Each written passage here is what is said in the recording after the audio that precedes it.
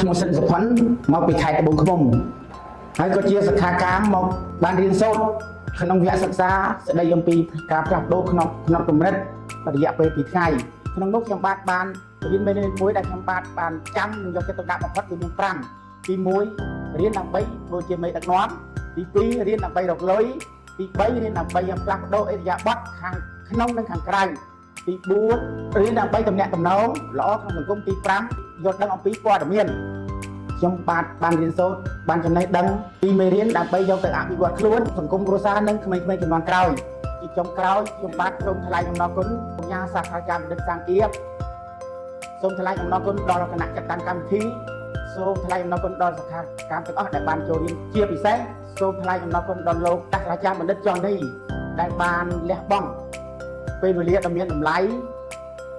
និងសូមឲ្យលោកប្រធានមានសុខភាពល្អអាយុយឺនយូរមានទ្រព្យសម្បត្តិស្ដុកស្ដំពេញបរិបូរណ៍សូមថ្លែងអំណរគុណអរគុណ